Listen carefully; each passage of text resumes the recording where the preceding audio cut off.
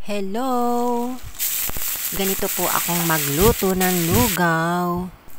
Ipinirito ko po muna ang tokwa at isusunod ko na po dito ang pork. Konting pork lang po ito at konting tokwa.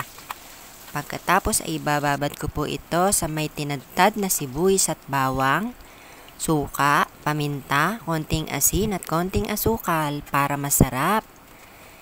Ayan, tapos na po.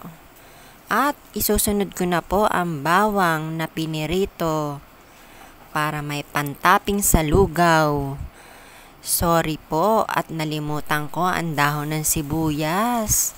Nawala sa isip ko, kaya wala itong dahon ng sibuyas. Bawang na lang.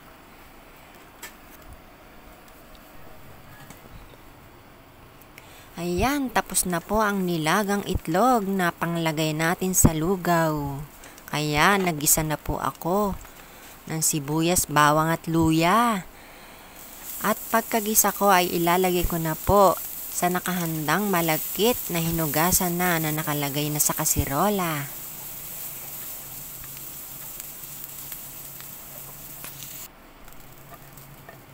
Yan, tapos na po at inilagay ko na po ang aking ginisang sibuyas, bawang at luya. At ilalagay ko na din po ang tuwalya ng baka na napalambot na din, nakuluan na. Kasi ito ay matigas, kaya dapat pakuluan muna. Timplahin na po natin ng konting pampalasa, magic sarap, patis at paminta. Lagyan din po natin ng asin. Ayan, halu-haluin natin. Lagyan natin ng pampakulay para maganda ang kulay.